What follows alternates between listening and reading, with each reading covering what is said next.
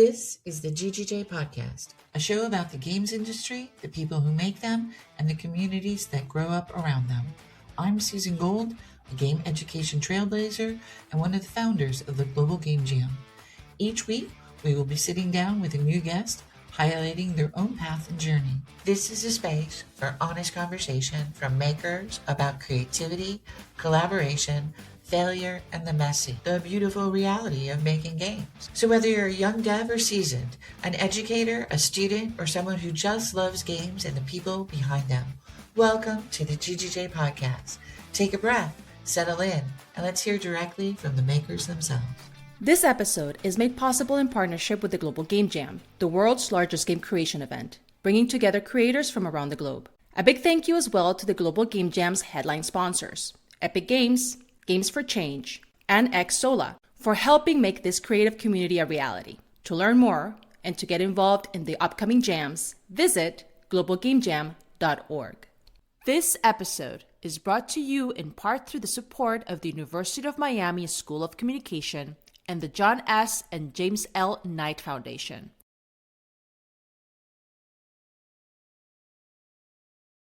I am so happy to welcome Nico Castez to the podcast today. Nico is a video game designer, musician, and photographer based in La Plata, Argentina, whose work stretches across studios, classrooms, festivals, and community events. He spent a decade running a small studio creating games. And today we're going to talk about his journey and the way making games has helped him define who he is and what he wants to do in the world.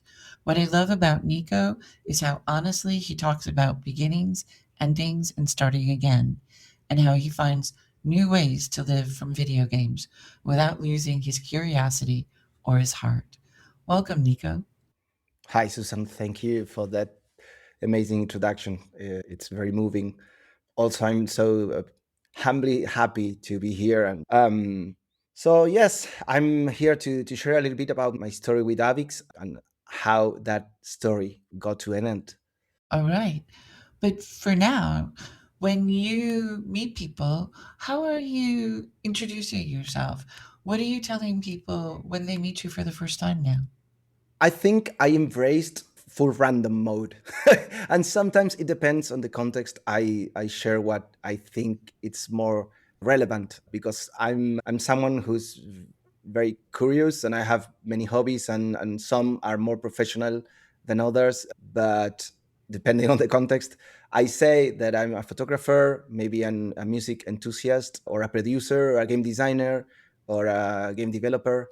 I think I'm, in essence, a very, in English, I don't know, but very ludic. Like, I like to play with things, with technologies, with rules, with expectations from social codes, whatever. It's like improvising or making jokes. It's all part of the same desire to surprise someone with something different, to invite them to think about the world in a different way. It's like we always repeat the same things most of the time, and when something or someone invites you to do something different, we learn about ourselves and we loosen a bit. I just think of you as a creator. I'm so always sad when people like to just put themselves in one box. But I love the fact that you've always been exploring all these aspects of yourself. And I really am impressed by the fact that your start early on was kind of one of those experiences that really set a tone for your life, about wanting to make games for a living, but living from video games. What does that mean for you personally right now in your life and career?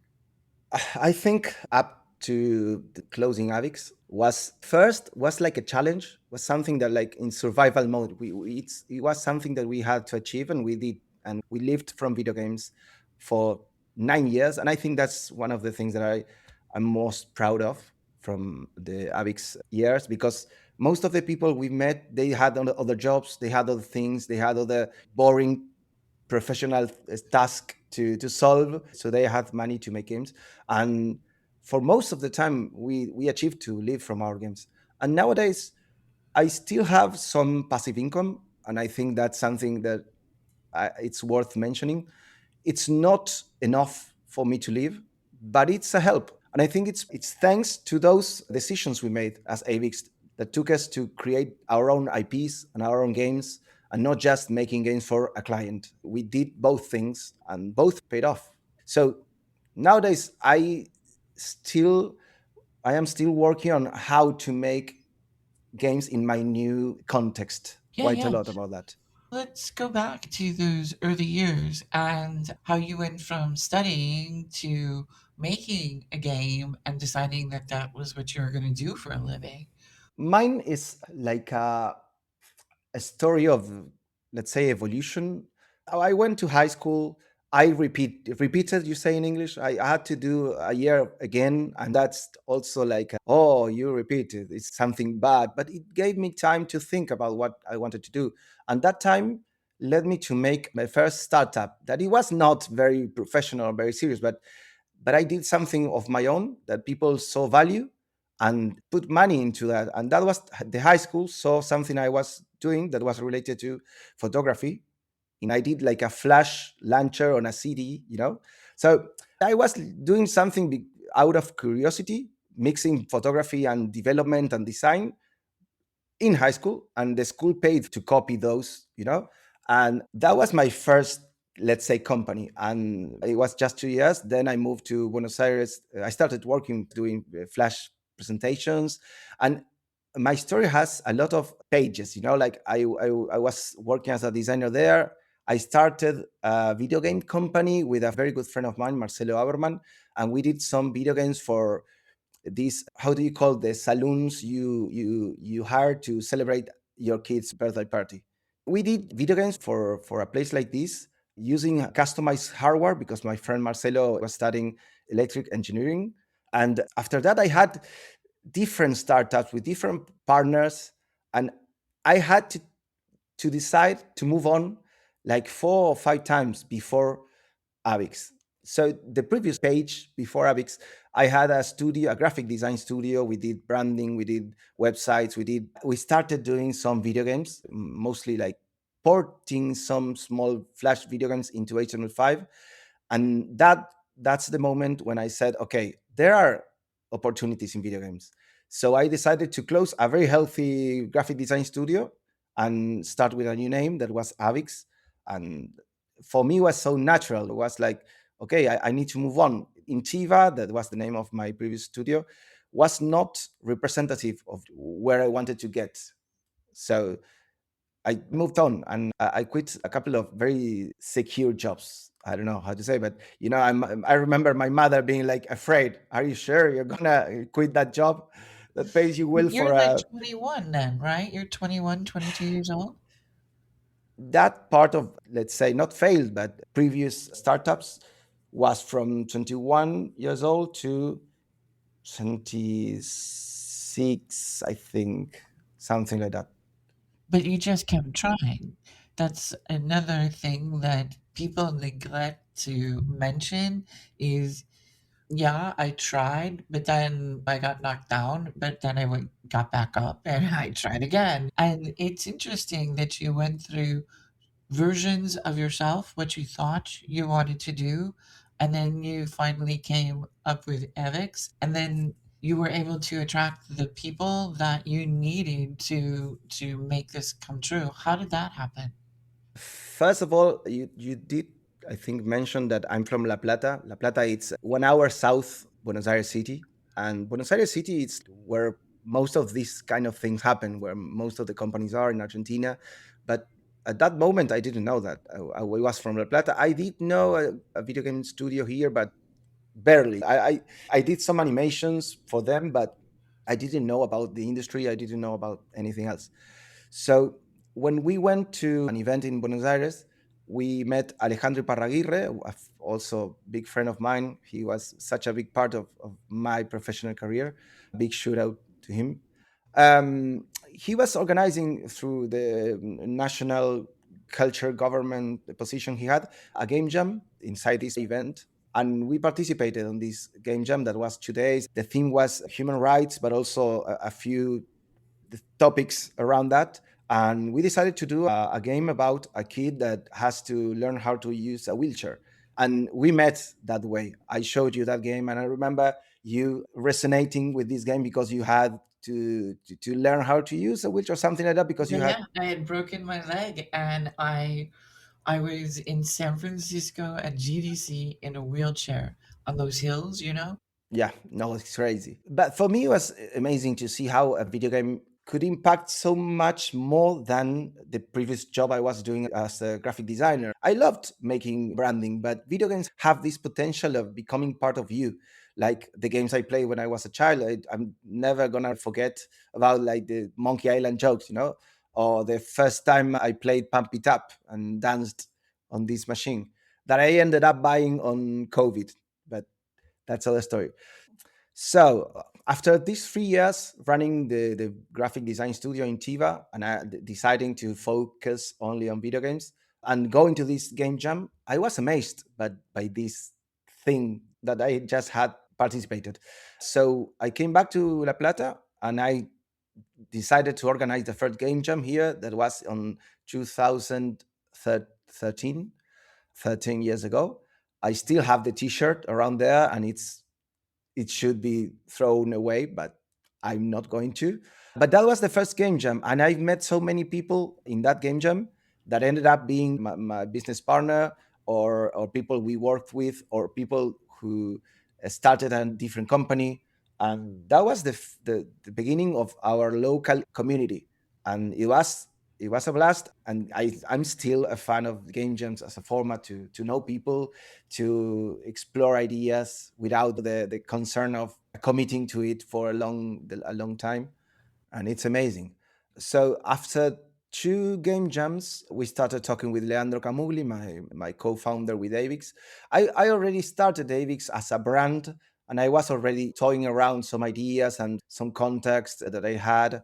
And a year later, Leandro joined me, and that's when the power couple started. We were very complementary.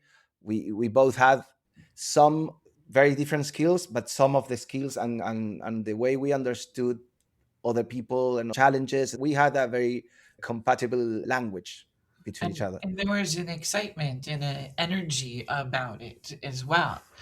Because when you meet someone that's like thinks like you and understands things like you, it's so rare.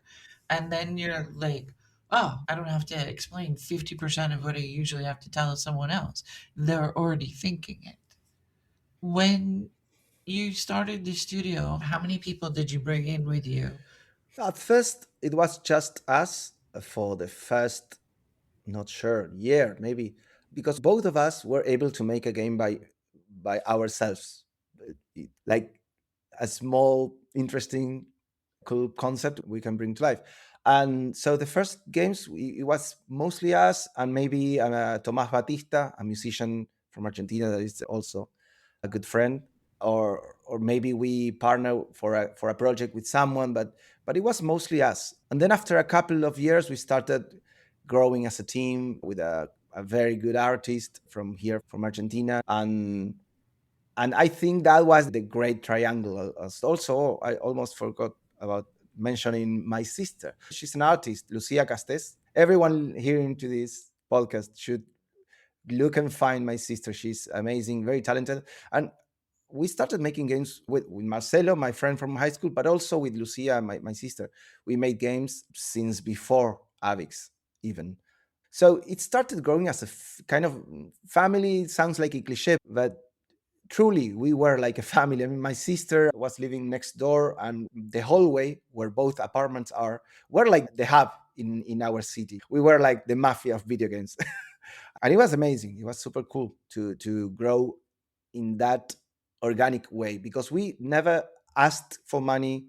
We never receive investment or have debt, or I don't know. We never had any kind of funding. We were paying our next challenges with the previous successes.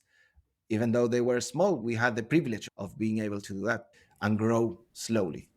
And did you, as a family of choice, did you continue to bring on people over the course of the 9 years, or did that become your static?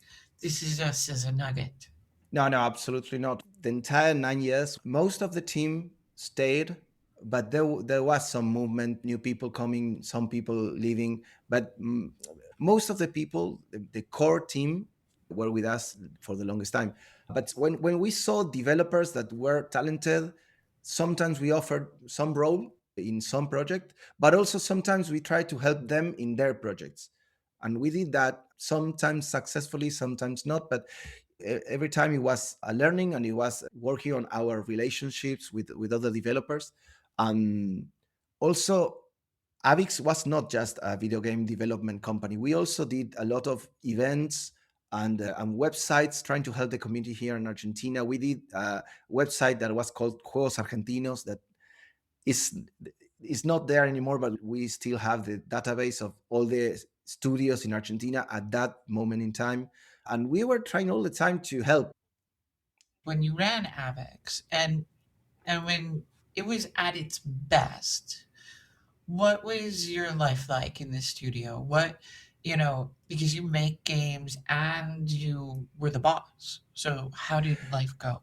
Yes, something that I was always proud of at Avix is that we were not that many people, and we were working on maybe 4 projects at the same time, but we were working 6 hours a day.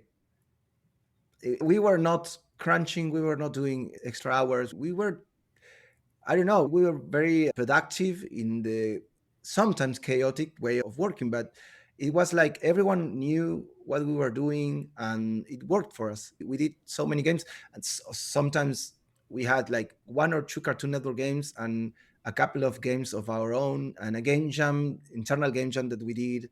and and I think one of those moments where we were doing all of this was before COVID, that we were invited by Google to an accelerator program in Singapore.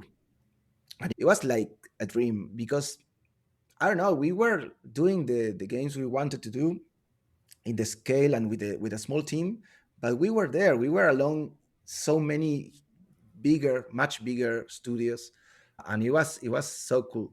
And I remember at that point, after COVID, that changed quite a lot for everyone. We were nominated in the big Brazilian Games Festival in the same category with 2 games.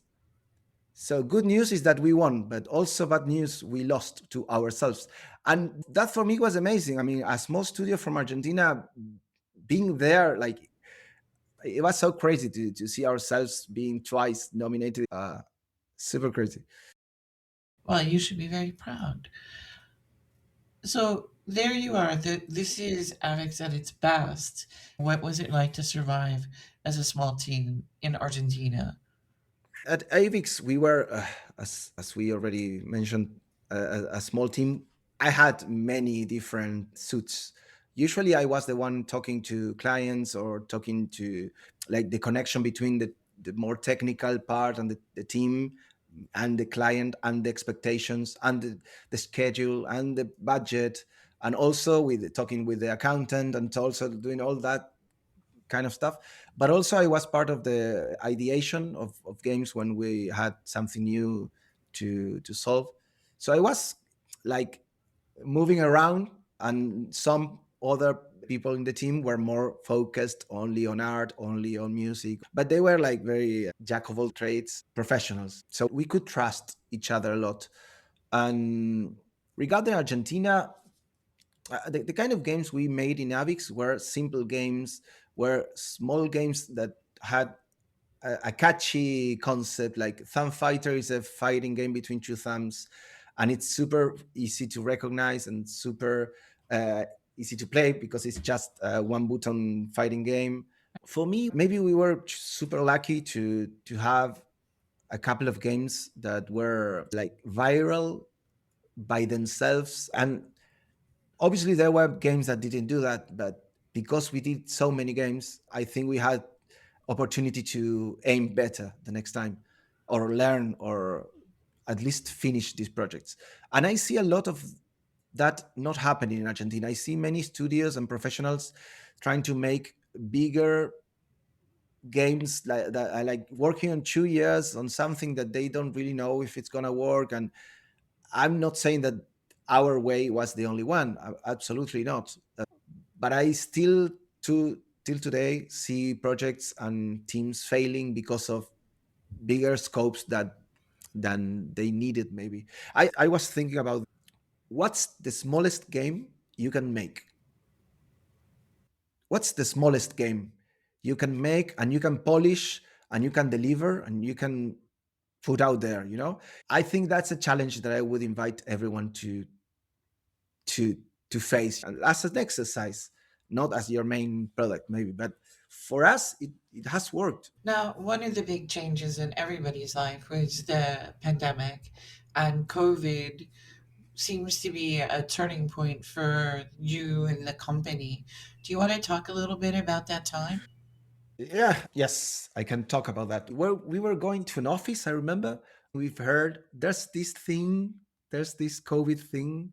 We never went back to that office after that day, and it was super crazy.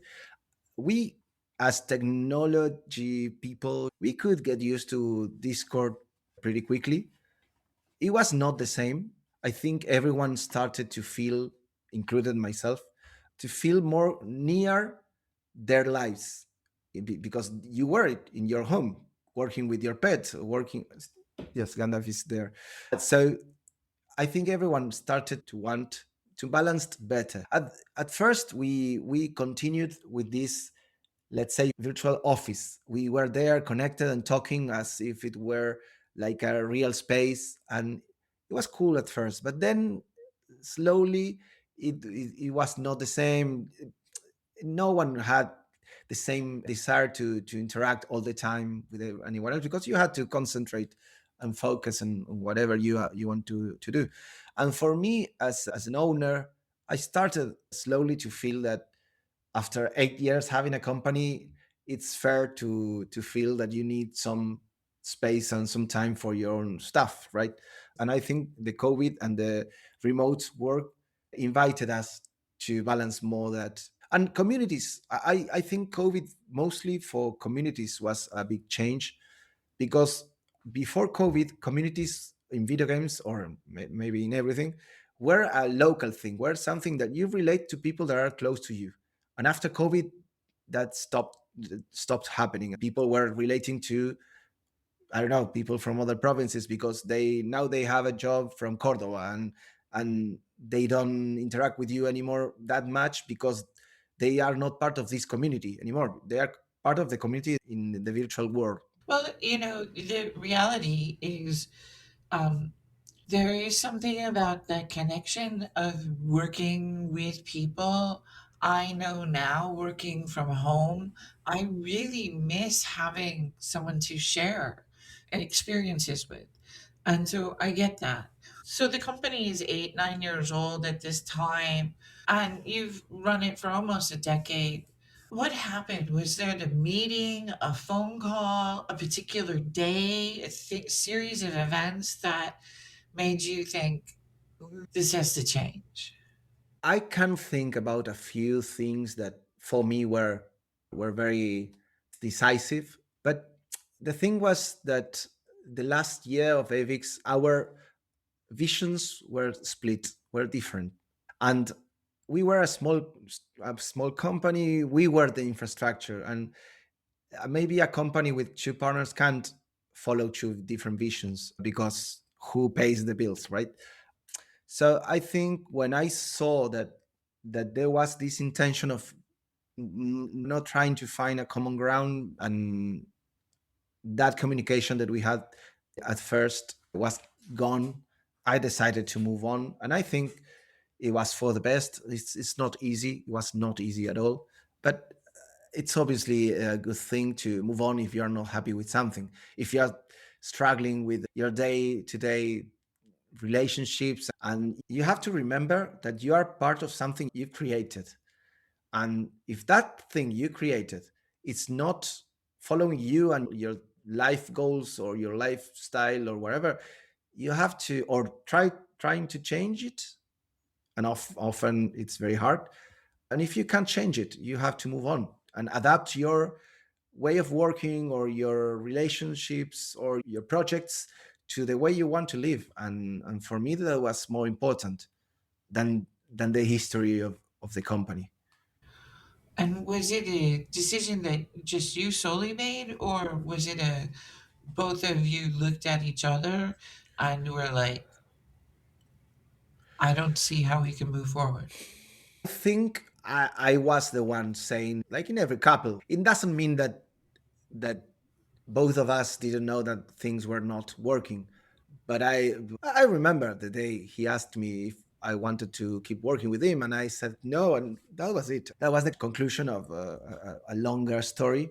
But it's hard because along those last 6 years, when we had different conversations, we always had a very good conversation about Avix. We were always happy about our scope of successes, but always when we had any conversations about future or something, we had this option of, or we can close. We had mentioned that in the last 3 years after many different conversations.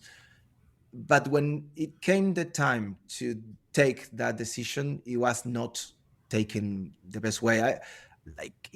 I know it's hard to ask because I was the one asking to see the elephant in the room and say, okay, let's move on. This is over. In a good way. I mean, such a big thing to create a company that it's a hypothesis, an experiment, and it did so good that it lasted more than 10 years, and it shouldn't end in an awkward way. But you can't control how something that you decide impacts in everyone else. But I think everyone else around Avix do not know the entire story because it's not the same to be an owner than to be an employee. And I think I had to take that decision because my intuition was saying this is a good time because there were other things happening. We were finishing up the bigger game project we had. We were understanding that Cartoon Network was not going to be around anymore. We were seeing a couple of other partners also struggling. And I remember having this like visual idea of me playing poker and say, okay, this is enough. I want to cash out and stop betting, because at the same time there were more personal things happening. Maybe middle life crisis. I was almost getting to 40 years old. But at the same time, I should mention, for example, a couple of colleagues from Argentina that passed away in those years, like Jeremias Babini and Pablo Navajas, some people that were very loved in our community, in our industry, and they left us. And those kind of things make you think, how long do I want to keep betting? When I'm gonna stop for a moment and enjoy what I have achieved? I'm not talking like about money. I'm talking about, I'm 40 years old. I have family that might not be here in the future. I have friends that might not be here in the future. I have, many things that could happen. And there's this famous quote about, if you die and you have money left, you did bad calculations. I don't know in English how it is, but I did a bad translation. But and so I had that feeling that I wanted to stop betting and take some time to see what to do, and not feeling the way I was feeling, that Avix was feeling closer to a constraint than to an empowered thing. And at the time, we won something that was amazing. We won, I guess it was 2023. We started the year knowing that we won an Indie Fan prize from Google, and we won a really, really huge prize that helped us to start like with really up energies. But it didn't change. It was not about money. It was not about that. It was about visions where we wanted to go. And I think it makes sense that when you grow, your context changes. And what was good when you were younger, maybe it's not enough when you have some economic stability.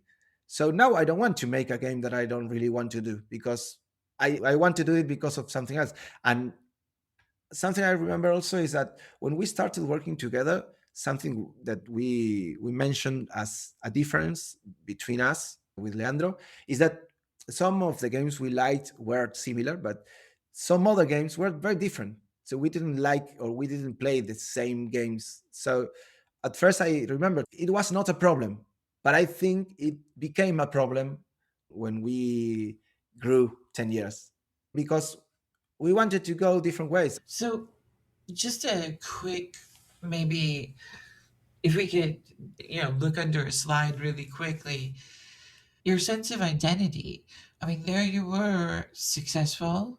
You won recognition. You had a lot of people who knew your name, knew the studio, and then all of a sudden, it's over. What emotions came up for you that you didn't expect? Because it was your decision to make the move. Did you still suffer through the loss? I mean, we are humans. Of course, it was not an easy call to close Avix. At first, it was a feeling of relief because we were building this car castle. Each decision was building, and that was something we had in the back of our minds. This castle can fall apart at any time. You never know what can happen. And for me, the first thing was yes, relief. But then it turned a little bit of awkwardness on the conversations we had to have. Closing a company is not just closing a door and throw out the key. It's like a lot of steps with the accountant and people we had to let go and do everything as we should do. And it takes time.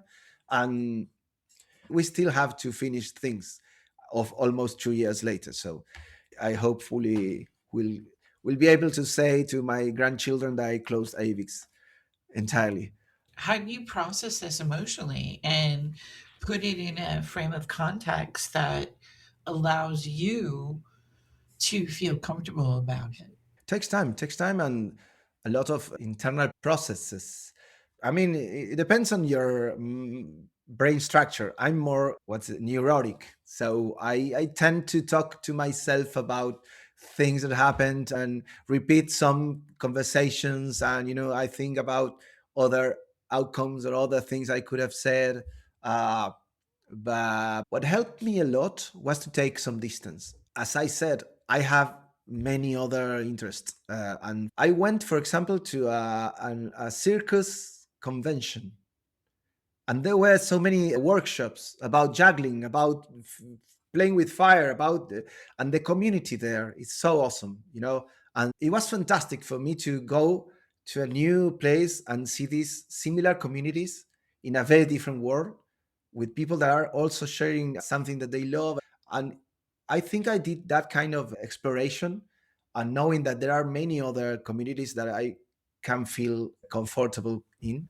I think it's part of my process and also something I sometimes struggle with because it's like having many interests. It's sometimes a pain in the back because you can't do everything. You have to choose, and when you are choosing, you are leaving something out, and that's something I still juggle with. That's why I go to circus conventions. I want to juggle my life and my interests, and sometimes I am able to do that. Something that I like a lot also that it's related to everything I do. It's I'm a very sociable person. I love meeting people. I love talking to new people, and that's why I think I'm very interested in getting into these other bubbles or worlds. I started also doing a musical like a tiny desk kind of thing in my house, and it's amazing. I can get to meet new musicians, and each time it gets bigger, and I have 30 people here in my home enjoying, and I record that and I upload it. I don't know, it's like starting over in the best way possible, using all the knowledge I had from my previous experiences as a designer, as a photographer, and exploring and bringing something different to these places. Because maybe video games, it's an industry that we are used to see people from different backgrounds. It's an industry where you have programmers, musicians, artists, and there's this mix. It's a normal thing for us. But in other industries, it's not that way. I mean, I come from graphic design, and in that community, it's everyone. It's a drummer. Maybe you have more now. You have more UX or more this thing or more that thing, but there's less diversity. And when I go to this, I don't know, circus convention, I can connect so many things with my background that probably many of them can't because they have other backgrounds. But at the same time, it's like, what if I do a video game about juggling with fire? And it's great to be able to face yourself to new people. When you started thinking about making games again, what did you know had to be different this time? I know you didn't want to rebuild the same studio with a new name. So, what makes your new venture different? It's again projects and companies or studios or everything. It's an experiment, and my new experiments that it's called Goraku Club. It's something that I want to build closer to a cooperative, like horizontal way of working together, and not having like a business partner forever or for every game, but a way to get together with people and be partners just for a game. And it's maybe too early in this project, but it's happening. We are building a couple of games, and something I've learned as well from my time in at Avix is that I enjoy a lot helping people to live from video games or to grow in the video games industry. So I enjoy a lot working with people that are starting and helping them not to get frustrated on their first game because they decided to make something huge or they chose a technology that is too hard or whatever. And I hope to be able to help from Goraku to do that. I like that, but I also like the idea of having these short collaborations that create new kinds of games and new ways to play. And I really like the idea of having a lot of people to choose from. I really like the co op approach that they do in Argentina. It's very new to me, but it allows for people who do not have the means or the team to actually be able to create. I wanted to ask you, you decided to stay in La Plata, which isn't Buenos Aires. Buenos Aires is the Paris of South America. It's this enormous place and everything goes on there. But yet you're quite comfortable being outside of that main throng of developers. Is there a reason why you're not relocating to Buenos Aires or another major city? I think I haven't been offered to move for any opportunity because I always created my own opportunities. I always created my own things. And people from La Plata means Silver City. It's smaller than Buenos Aires, but we are very proud of our city and we like it. I think that I think there's no reason to move to other place. And nowadays that remote work is so common and it's what I think most of the people prefer. And even more thinking about these kind of collaboration projects I was talking about with Goraku that I didn't mention, but also something I want from Goraku is that you can balance your life with that. Like when you build a company with a constant rate of work and you can't take time off, and I hope to be able to build something that if you make a game and you do well and you want to take a couple of months, you can do that because it doesn't depend only on you. But La Plata, it's the place where I have all my friends, family, and I will go to Buenos Aires after this call because there's this Mundolingo, like language exchange thing. I love to go. It's just an hour, and for me, there's no reason. Maybe if I decide to embrace like a traveling lifestyle, that it's something that is deep down in my bucket list. Maybe I will do. All right. As we start to wrap this up, I want to talk a little bit about the future. You've done a lot of talks and you've really been working on doing workshops all over the country and mentoring young developers. You've done GGJ, you've participated in the local clubs. What do you want people to know about forging a path, about finding their way to become a creator, to put their stuff out there, are there recommendations and things that you would say to people, especially in South America, or is it just in game development in general? I think one of the advices I could share is that they are not alone. They are not alone to solve problems. They are not alone to grow, to explore. I mean, communities nowadays are things that are created around something. Before it was your location. Now it's maybe the tool or maybe the genre of game you are making or maybe whatever you choose. You can create communities of people who are named Nicolas. I don't know. But it's important that you're not alone and you can have someone to talk with about what you're doing. And helping someone else is a very excellent way of growing and learning because every game teaches you something different. And if you're working on one game, your lessons are going to be very monotonous. But if you are like sharing these developments, even though it's like from afar, just through a conversation, helping to test, you can learn so much and not fall into problems that maybe most of the people around you already solved. And sometimes you don't even have to. I'm very sociable, but I invite everyone to find a developer that they like the games they are making and write them and say hello. And you don't even need a reason, in my opinion. If you like what they are doing, you just say, "Hey, I like what you're doing," and maybe that's the start of a conversation that takes you someplace. You know, Love that. Speaking of, are you showing your photography in places? not yet, but I'm, let's say, exploring different kinds of photography. But it's very amazing because let's be honest with this. Video games are amazing. I love making video games. I love sharing video games. I love seeing someone playing our video games. But most of the time, we don't see people playing our video games. And maybe the video game we created in 2 years is going to die because Google updates something.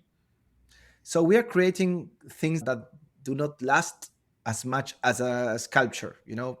And also, we don't connect that much with the people we are trying to entertain.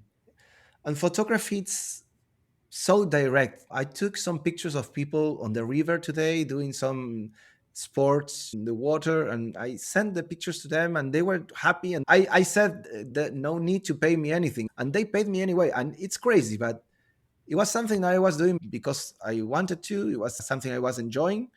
I was documenting in a very artistic way people on a very lovely sunset, and they paid me, and that's quite crazy for me because making a video game nowadays it gets harder to make money, and I think it's the general feeling because games got bigger, much bigger. And when we started, it was not the best moment, but we were closer to the best moment when App Store appeared and any small game was a potential success.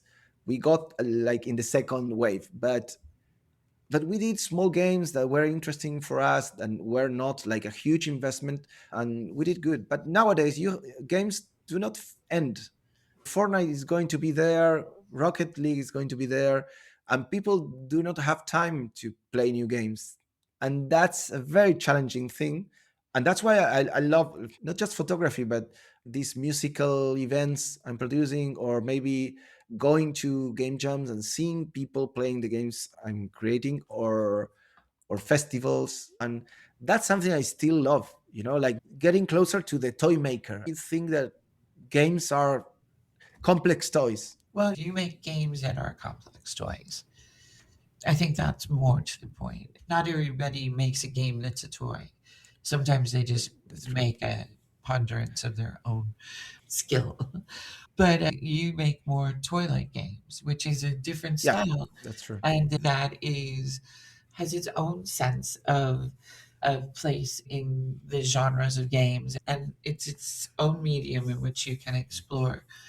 As we wrap up our conversation here, where can people find your games, photos, and what you're building next with Goraku Club? I think that the easiest way is to share. allmylinks.com/Nico Castez. Yeah, I appreciate that. And I really feel that there's so much to you as a developer, as a person who likes to create. And I am so grateful that you were willing to share your story so that others can learn from it and also see that they are not alone. And that I love how you put that all together, that we're in this together. And I truly appreciate you being so open and honest about what has transpired over your career, and that I am looking forward to great new things for you.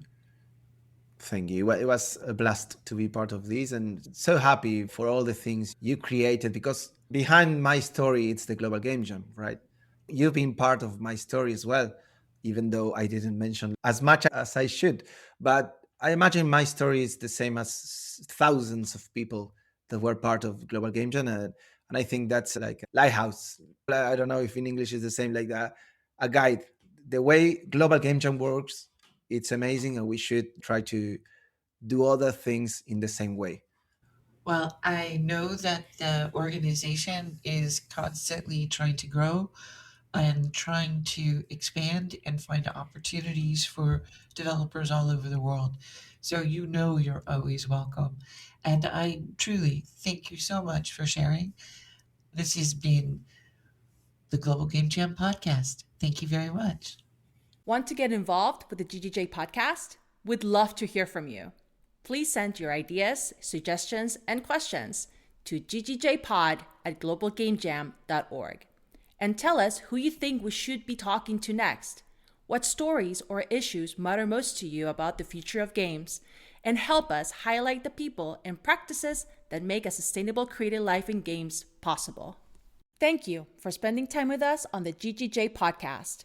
If this conversation sparked something for you, please share it with someone who might find it useful. And don't forget to follow along so you never miss new stories from makers around the world. You can find more episodes, resources, and information about the Global Game Jam at globalgamejam.org. Catch us on Substack and on YouTube and anywhere else you find podcasts. This has been the GGJ podcast. Thanks for listening and keep making games.